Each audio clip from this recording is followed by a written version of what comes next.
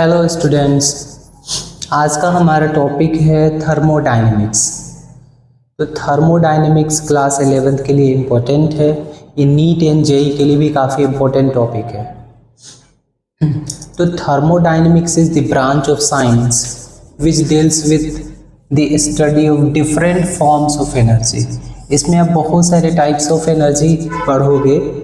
जैसे आप पढ़ोगे गिब्स एनर्जी क्या होता है, इंथाल्पी क्या होते हैं, इंटरनल एनर्जी क्या होता है, और भी बहुत सारे फॉर्म ऑफ एनर्जी हम इसमें पढ़ने वाले हैं। और उन एनर्जी का किसी रिएक्शन के साथ या उनके खुद के साथ किसी और एनर्जी के साथ क्या रिलेशन है वो हम थर्मोडायनेमिक्स में पढ़ेंगे। थर्मोडायनेमिक्स से पता चलता है कोई reaction given set of condition, temperature, pressure पे कोई केमिकल रिएक्शन प्रोसीड करेगा कि नहीं, या उसे हमें और हीट देने की ज़रूरत है, उसमें और एनर्जी सप्लाई करने की ज़रूरत है, या किस कंडीशन में वो रिएक्शन हो पाएगा। इसको हम थर्मोडायनेमिक्स में स्टडी करते हैं। तो थर्मोडायनेमिक्स क्या हो गया? थर्मोडायनेमिक्स ब्रांच ऑफ साइंस हो गया जिसमें हम different form of energy, specially heat energy के ट्रांसफॉर्मेशन, जैसे कि कोई रिएक्शन प्रोसीड होता है तो उसमें हीट एनर्जी एब्जॉर्ब होता है, हीट एनर्जी रिलीज होता है। तो किसी सिस्टम में सिस्टम क्या होता है अभी हम समझेंगे। किसी पार्टिकुलर प्लेस पे हम जो रिएक्शन करवा रहे हैं, किसी कंटेनर में हम रिएक्शन करवा रहे हैं, तो उसकी कंटेनर में क्या सफिशिएंट एनर्जी है कि हमें सप्लाई करने पड़ेंगे। तो ये सब चीज़ें हम थर्मोडायनेमिक्स में स्टडी करेंगे। Some basic terms of thermodynamics में पहला जो टर्म है वो है सिस्टम। तो आप ये समझने के लिए कि जिस कंटेनर में आप रिएक्शन करवा रहे हो, जैसे कोई रिएक्शन किसी कंटेनर में करवा रहे हो, तो ये जो कंटेनर हो गया ये सिस्टम कहलाएगा। और इसके अलावा जो पूरे यूनिवर्स, इसके सराउंडिंग में पूरे यूनिवर्स है, उसको हम क्या बोलेंगे? Surrounding. The part of the universe chosen for thermodynamic consideration to study effect of pressure, temperature, work done etc. जहाँ पे आप कोई रिएक्शन करवा रहे हो, कुछ स्टडी कर रहे हो, किसी पार्टिकुलर रूम हो सकता है, पार्टिकुलर कंटेनर हो सकता है, कोई वेसल हो सकता है, जहाँ पे आप थर्मोडायनेमिक कंसिडरेशन कर रहे हो, कुछ स्टडी कर रहे हो, कुछ रिएक्शंस करवा रहे हो, तो उसको हम सिस्टम बोलेंगे। और सिस्टम को छोड़ के जो यूनिवर्स का जो पार्ट बचा उसको हम सराउंडिंग बोलते हैं। That system plus surrounding constitute universe. System and surrounding मिलके क्या बनाएगा? यूनिवर्स बनाएगा। जैसे आप किसी रूम में कोई थर्मोडायनेमिक स्टडी कर रहे हो, उस रूम के टेम्परेचर के बारे में, उस रूम में कैसे गैसेस बिहेव कर रहे हैं, या कुछ भी आप कोई कंटेनर में रिएक्शन करवा रहे हो, तो वो आपका सिस्टम हो गया। एंड उसको छोड़ के पूरी यूनिवर्स जो हो गया वो क्या हो गया? सराउंडिंग हो गया। तो सिस्टम एंड सराउंडिंग मिलके क्या बना लेते हैं? Universe.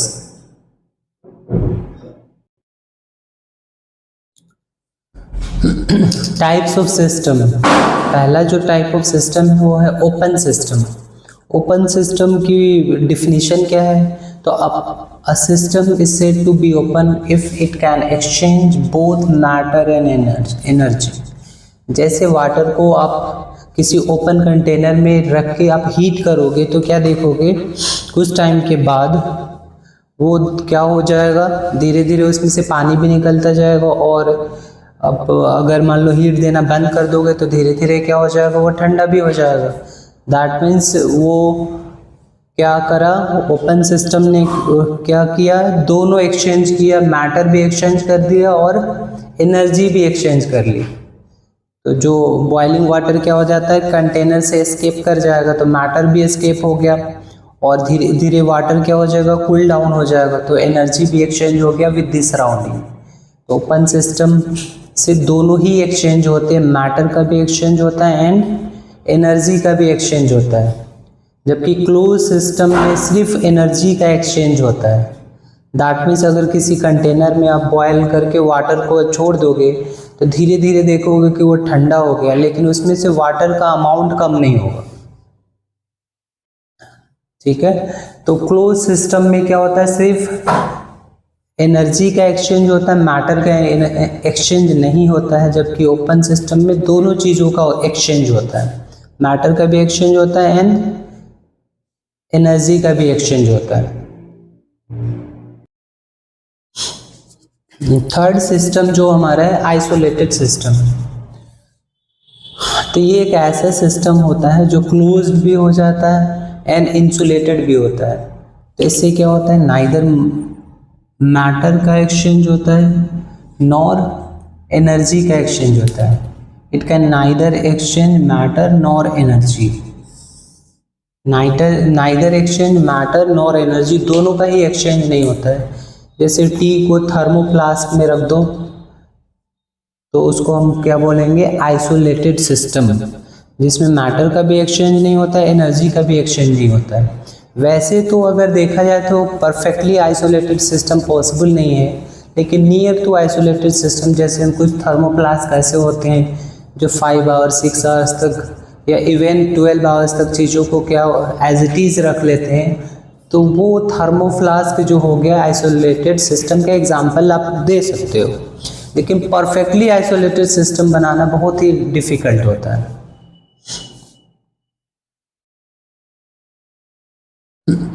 What do you mean by state of a function?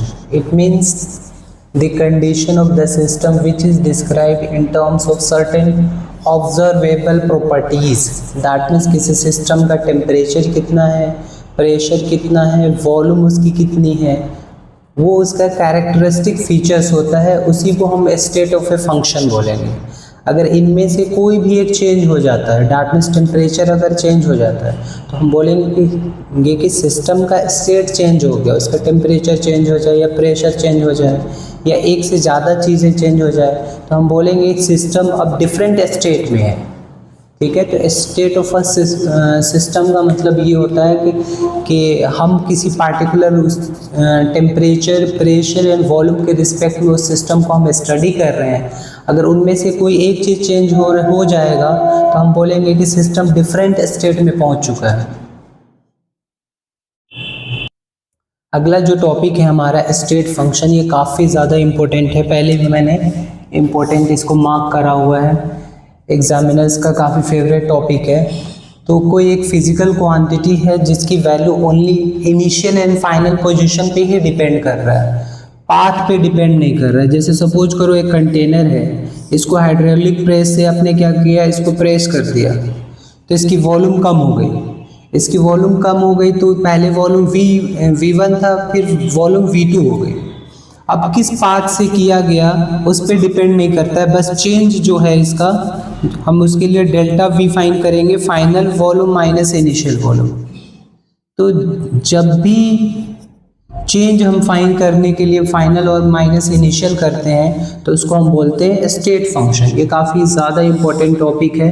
तो जो मैंने मार्क करा है एग्जाम्पल आपको याद रखने हैं मेन कि डिफिनीशन तो सबको याद रहते हैं कि जनरली ऐसी क्वांटिटी जो सिर्फ इनिशियल एंड फाइनल स्टेट पे डिपेंड करे, पाथ पे इंडिपेंडेंट, तो पाथ पे डिपेंड नहीं कर रहा है कि वॉल्यूम कम हुआ या ज़्यादा हुआ, कैसे हुआ, इससे मतलब नहीं है। बस पहले क्या वॉल्यूम था और अब क्या वॉल्यूम है, दोनों का डिफरेंस से ही मतलब होता है चेंज इन वॉल्यूम। तो वॉल्यूम जो है जिसका हम चेंज निकालते हैं फाइनल माइनस इनिशियल, उसी को ही हम बोलते हैं स्टेट फंक्शन। जैसे मान लो किसी कंटेनर में गैस है तो उसका प्रेशर होगा और फिर वो गैस एस्केप कर गया, फिर प्रेशर कम हो गया, तो उसमें हम प्रेशर का चेंज फाइन करेंगे, delta P final pressure minus initial pressure. उसके बाद वॉल्यूम का चेंज फाइन करेंगे, टेम्परेचर का चेंज फाइन करेंगे, टेम्परेचर भी स्टेट फंक्शन है। इंटरनल एनर्जी अभी हम पढ़ने वाले हैं इसके बाद। इंटरनल एनर्जी किसी सिस्टम में जितनी भी एनर्जी होता है सबका सम होता है, तो इंटरनल एनर्जी जो होता है वो भी स्टेट फंक्शन होता है, उसका भी हम चेंज फाइन करेंगे, delta U is equal to final internal energy minus initial internal energy. फिर इंथाल्पी होता है, इंथाल्पी हीट से रिलेटेड टर्म्स है, थर्मोडायनेमिक्स में काफ़ी ज़्यादा इंपॉर्टेंट होता है। पूरे रिएक्शंस में हम इंथाल्पी पढ़ेंगे, ionisation enthalpy, electron gain enthalpy, lattice enthalpy, बहुत सारे एंथैल्पी के बारे में हम पढ़ेंगे। उसके बाद इंट्रोपी या रैंडमनेस बोला जाए तो इंट्रोपी भी एक स्टेट फंक्शन है, उसका सिंबल एक बार ध्यान देना कि सिंबल भी याद होना चाहिए। और उसके बाद गिव्स फ्री एनर्जी है, तो ये भी एक स्टेट फंक्शन है, जी से रिप्रेजेंट करेंगे और इसका जो चेंज होगा डेल्टा जी से रिप्रेजेंट करेंगे। तो ये हमारा स्टेट फंक्शन हो गया, काफ़ी इंपॉर्टेंट है, तो इसके एग्जाम्पल आपको याद होना चाहिए। अगला जो टॉपिक है वो भी इम्पोर्टेंट में मैंने मार्क किया हुआ है। एक्सटेंसिव प्रॉपर्टीज़ क्या होता है कि ऐसी प्रॉपर्टीज़ या क्वांटिटी जिसकी वैल्यू मैटर के अमाउंट पे डिपेंड करता है। जैसे इंटरनल एनर्जी, किसी सिस्टम में कितने सारे गैसेस या कितने सारे सब्सटेंसेस हैं उसके रिस्पेक्ट में ही इंटरनल एनर्जी ज़्यादा या कम होगा। ऐसी इंटरनल एनर्जी पिछले स्लाइड में मैंने क्या किया था, इन सब के सिंबल राइट करे थे, तो ध्यान देना। ये इंटरनल एनर्जी है, एंट्रोपी है, इंथैल्पी है, मास भी क्या होगा, जितने मैटर ज़्यादा होगा मास उतने ही ज़्यादा होगा, हीट कैपेसिटी है, गिव्स एनर्जी है, ये सब सारे एक्सटेंसिव प्रॉपर्टीज़ होते हैं। तो एक्सटेंसिव प्रॉपर्टी में क्या होता है, जितना ज़्यादा मैटर होगा उतनी ज़्यादा वैल्यू आएगी। लेकिन इंटेंसिव प्रॉपर्टी ऐसी प्रॉपर्टी होती है कि जो मैटर के क्वांटिटी पे डिपेंड नहीं करता। जैसे डेंसिटी है, वाटर आप 1 लीटर ले लो या 1000 लीटर ले लो या पूरा रिवर ले लो, डेंसिटी वाटर का 1 ही लेते हैं। ऐसे एक टर्म है इसी से रिलेटेड, जैसे हीट कैपेसिटी है वैसे स्पेसिफिक हीट कैपेसिटी होता है। तो जहाँ हीट कैपेसिटी एक्सटेंसिव प्रॉपर्टी होता है वही स्पेसिफिक हीट कैपेसिटी पर मोल में निकालते हैं हम, तो वो क्या होता है, इंटेंसिव प्रॉपर्टी है। जैसे वाटर की मेल्टिंग पॉइंट, किसी लिक्विड की melting point, boiling point, temperature, pressure, surface tension, ये सब सारे क्या हैं, इंटेंसिव प्रॉपर्टीज़ हैं। तो इसके एग्जांपल्स प्रॉपर वे से याद रखने पड़ेंगे। इसके फुल फॉर्म लिखना, internal energy, entropy, enthalpy, Gibbs energy.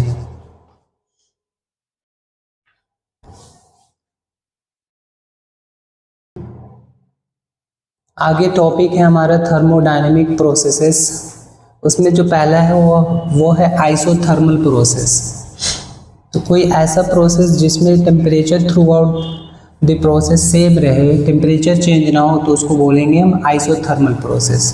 That means कोई प्रोसेस, कोई रिएक्शन हम करवा रहे हैं लेकिन पहले जो टेम्परेचर है बाद में टेम्परेचर सेम रहे, हमेशा टेम्परेचर कोई चेंजेस नहीं आए, तो उस पूरे प्रोसेस को हम बोलेंगे आइसोथर्मल प्रोसेस।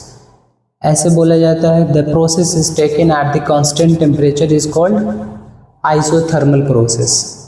एक मिनट, एक इम्पोर्टेंट टॉपिक है, ये आप लोग नोट कर लेना, जहाँ पे इंटेंसिव एंड एक्सटेंसिव मैंने राइट करवाया था। तो एक्सटेंसिव अपॉन एक्सटेंसिव जो होगा इंटेंसिव होगा। जैसे कि एग्जांपल मोल फ्रैक्शन एक इंटेंसिव प्रॉपर्टी होती है, जो mole of solute divided by total moles of solution होता है। तो मोल्स ऑफ सॉल्यूट भी एक्सटेंसिव है, क्योंकि जितने ज़्यादा मोल्स ऑफ जितने ज़्यादा सॉल्यूट होंगे उसके जितने ज़्यादा मैटर पे डिपेंड कर रहा है उसका मोल्स, और टोटल मोल्स पे भी मैटर पे डिपेंड करता है, क्वांटिटी पे डिपेंड करता है। तो दोनों ही एक्सटेंसिव प्रॉपर्टी है और उनका रेशियो जो होगा वो इंटेंसिव प्रॉपर्टी देगा। उसके बाद एडियाबैटिक प्रोसेस क्या होता है, अभी हमने आइसोथर्मल करा था। तो एडियाबैटिक प्रोसेस एक ऐसा प्रोसेस होता है जिसमें हीट का एक्सचेंज सिस्टम से सराउंडिंग में नहीं हो पाता है। आप ये सोचो कि जब हीट ही ट्रांसफ़र नहीं हो रहा है तो मैटर कैसे होगा, that mean system completely isolated from the surrounding होगा। जैसे थर्मोफ्लास्क होते हैं, इस टाइप के मटेरियल्स जो ना ही मैटर एक्सचेंज करे ना ही हीट एक्सचेंज करे, तो उसको हम बोलते हैं एडियाबैटिक प्रोसेस। मतलब प्रोसेस एक ऐसे सिस्टम में कराया जाए जिसके थ्रू सराउंडिंग में ना ही हीट ट्रांसफ़र हो और ना ही मैटर ट्रांसफ़र हो, तो उसको हम बोलेंगे एडियाबैटिक प्रोसेस। आप ओनली यहाँ पे मेंशन कर सकते हो कि हीट फ्लो नहीं हो सकता है सिस्टम टू सराउंडिंग, और ये ऑब्वियस है कि जब सिस्टम टू सराउंडिंग हीट ही एक्सचेंज नहीं होगा तो मैटर ऑब्वियसली ट्रांसफ़र नहीं होगा।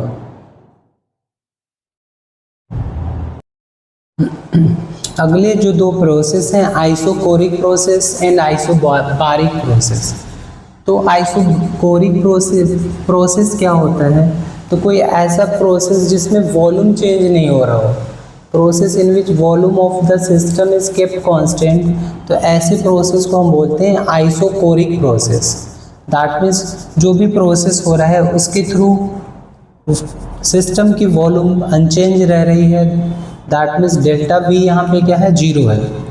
डेल्टा वी मतलब चेंज इन जो वॉल्यूम है वो जीरो होना चाहिए, तो उसको हम बोलते हैं आइसोकोरिक प्रोसेस। आइसोबारिक प्रोसेस क्या बोलते हैं, जब सिस्टम में प्रेशर जो है वो कांस्टेंट हो। तो system it is a process in which the pressure of the system is kept constant is called isobaric process. तो आइसोबारिक प्रोसेस में क्या हो गया, क्या कांस्टेंट हो गया, प्रेशर कांस्टेंट होगा। आइसोकोरिक में क्या हो गया, वॉल्यूम कांस्टेंट हो गया। एडियाबैटिक में क्या होगा, हीट कांस्टेंट हो गया। एंड आइसोथर्मल में क्या हो गया, टेम्परेचर कांस्टेंट हो गया। एक साथ आप लोग राइट कर लो तो सही रहेगा। आइसोथर्मल में टेम्परेचर कांस्टेंट, एडियाबैटिक में हीट कांस्टेंट, आइसोकोरिक में वॉल्यूम कांस्टेंट, आइसोबारिक में प्रेशर कांस्टेंट। अब केमिस्ट्री में reversible process and irreversible process में क्या डिफरेंसेस हैं। तो रिवर्सिबल प्रोसेस जो होता है काफ़ी स्लो प्रोसेस होता है, धीरे धीरे होता है, और हर एक स्टेज पे क्या होता है कि वो रिवर्स होने के चांसेस होते हैं। जैसे एनसीईआरटी में एक एग्जांपल दे रखा है, जैसे एक कंटेनर है, उसके बाद यहाँ पे इसमें कुछ गैसेस भरे हुए हैं और इसमें हल्का सा प्रेशर लगाया जाएगा। पहले प्रेशर पी पे ये इक्विलिब्रियम पे है, ओरिजिनल स्टेट है, फिर हमने इसमें हल्का सा प्रेशर लगाया तो थोड़े से नीचे आएंगे, फिर क्या होगा, वो धीरे धीरे वो एक्सपैंड करेंगे तो धीरे धीरे क्या हो जाएगा, अपने इक्विलिब्रियम को गेन कर लेंगे। दैट मीन्स क्या होता है कि ये कभी कंप्लीट नहीं होता है। ये रिवर्सिबल प्रोसेस क्या होता है, कोई प्रोसेस होगा और फिर धीरे धीरे वो अपने ओरिजिनल एक स्टेट में चले जाएंगे, उसी को बोलते हैं इक्विलिब्रियम स्टेट। तो हर एक स्टेप पे प्रोसेस को रिवर्स होने के चांसेस होते हैं और फिर वो अपने ओरिजिनल स्टेट या इक्विलिब्रियम में चले जाते हैं। और ये क्या प्रोसेस कभी कंप्लीट होता है तो कभी भी कंप्लीट नहीं होगा, ये इनफाइनाइटली टाइम तक चलते रहता है। It take infinite time for completion. अब इट इज़ इमेजिनरी प्रोसेस, ये नेचर में ऐसे प्रोसेस होते नहीं, हमने एजम्पशन ले लिया कि ऐसे कोई प्रोसेस होगा जो बहुत ही इनफिनिटली स्लो प्रोसेस होगा और फिर धीरे धीरे वो क्या हो जाएगा, कोई वो रिवर्स हो जाएगा। दैट मीन्स वो काफ़ी इनफिनिटली स्लो प्रोसेस होगा और हर स्टेप पे रिवर्स होने के चांसेस उसके रहेंगे। और इतना ज़्यादा स्टेप होने के साथ साथ इसमें क्या होगा, वर्क डन क्या होगा, मैक्सिमम होगा। Work done in reversible process जो होगा वो मैक्सिमम होगा। फिर रिवर्सिबल जो होता है रैपिडली होता है, ये काफ़ी ज़्यादा स्लोली होता है। इक्विलिब्रियम तभी ऑब्टेन होगा जब प्रोसेस पूरा कंप्लीट हो जाएगा इसमें, और कुछ फाइनाइट टाइम के लिए होता है। यही एक्चुअली में नेचर में ये प्रोसेस अकर होते हैं। ये तो इमेजिनरी प्रोसेस है रिवर्सिबल, जबकि इरिवर्सिबल ही नेचर में जनरली डे टू डे जो लाइफ में जो प्रोसेसेस होते हैं वो इरिवर्सिबल प्रोसेस होते हैं। उसके बाद वर्क डन जो है इस केस में मैक्सिमम नहीं होगा, जबकि रिवर्सिबल प्रोसेस में मैक्सिमम होगा। फर्स्ट लॉ ऑफ थर्मोडायनेमिक्स क्या है, तो जो आप एनर्जी ऑफ कंजर्वेशन पढ़ते थे क्लास 9th में, energy can neither be created nor be destroyed, it can only converted from one form to another form. ये हमारा है फर्स्ट लॉ ऑफ थर्मोडायनेमिक्स। या इसको बोलोगे total energy of the universe, system and surrounding को add करके जो total energy बनेगा वो क्या होगा, कांस्टेंट होगा, वो चेंज नहीं होगा। भले ही वो एक दूसरे में ट्रांसफॉर्म कर रहे हो, लेकिन टोटल एनर्जी का जो सम होगा वो कांस्टेंट रहेगा। या आप ये बोल सकते हो energy of an isolated system is constant. तीनों ही स्टेटमेंट है फर्स्ट लॉ ऑफ थर्मोडायनेमिक्स का। अब हम देखेंगे इसके मैथमेटिकल फॉर्म क्या है फर्स्ट लॉ ऑफ थर्मोडायनेमिक्स का।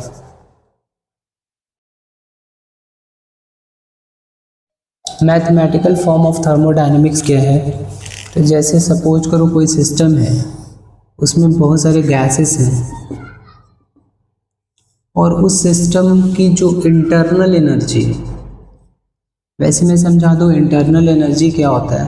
तो internal energy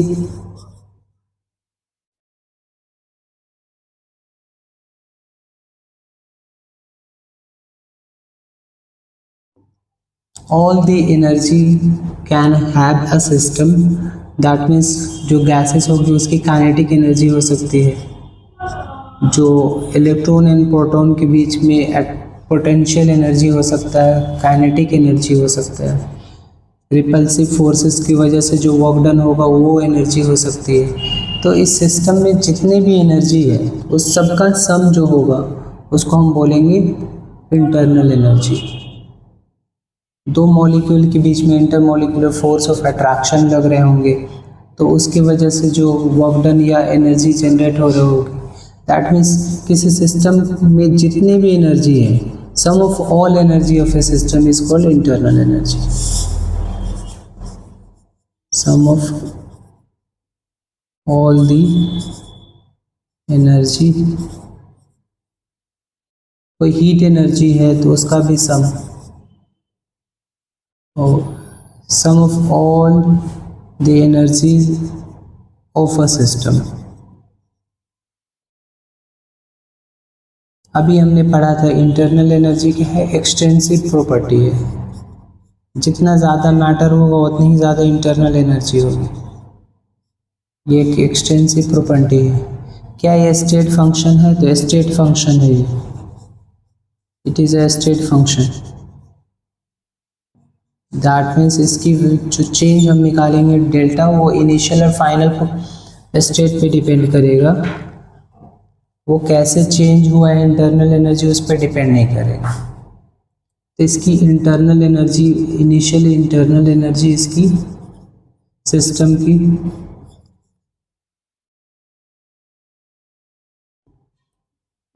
initial internal energy system की है U1।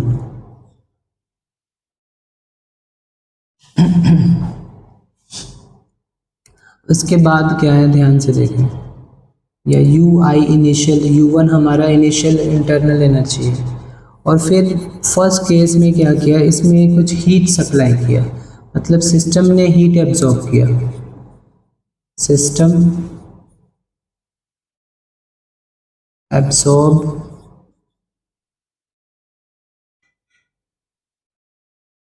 Q heat.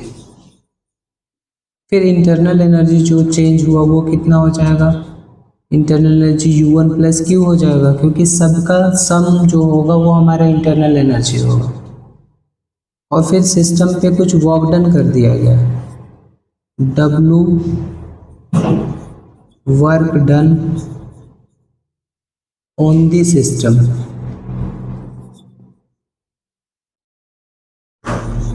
Work done का भी साइन कन्वेंशन होता है, अगर work done on the system होता है तो प्लस लेते हैं, work done by the system होता है, ये आगे हम समझेंगे, उसको हम नेगेटिव लेते हैं। लेकिन W work done on the system होगा तो इसको प्लस W लेंगे। अब हमारा फाइनल जो इंटरनल एनर्जी क्या हो गया, फाइनल इंटरनल एनर्जी कितना हो गया,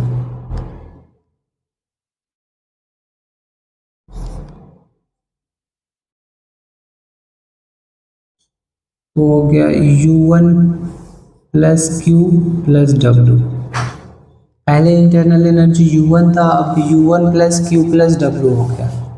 तो जो चेंज हम फाइंड करेंगे, change that means change in internal energy क्या होगा, final internal energy minus initial internal energy, तो कितना हो जाएगा,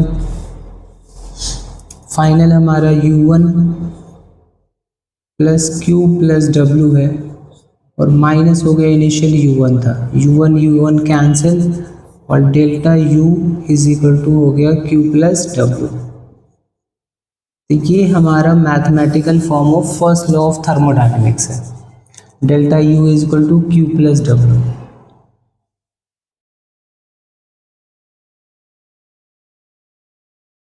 अब ये जो फॉर्मूला था हमारा delta U is equal to Q plus W, ये फर्स्ट लॉ ऑफ थर्मोडायनेमिक्स का स्टेटमेंट भी है।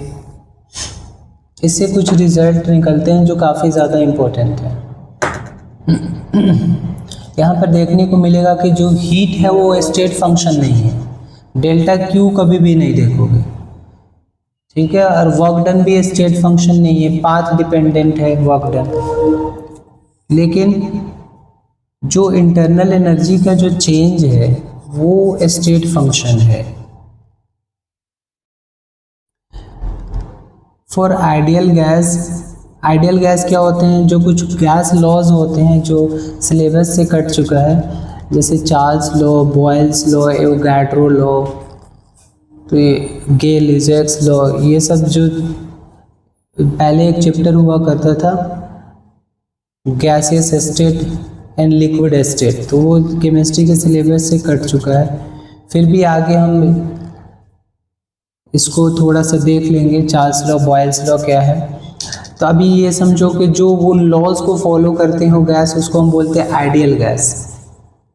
और आइडियल गैस इक्वेशन होता है PV is equal to nRT। P होता है pressure, V volume, N number of moles, R gas constant बोलते हैं। तो गैस कांस्टेंट यूनिवर्सल कांस्टेंट है, जैसे फिजिक्स में यूनिवर्सल ग्रेविटेशनल कांस्टेंट होता है, वैसे R जो है गैस, यूनिवर्सल गैस कांस्टेंट बोलते हैं इसको, universal gas constant.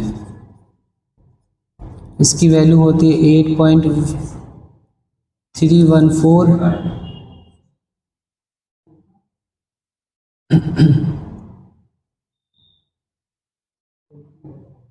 Kilo joule पर मोल, R का यूनिट होगा।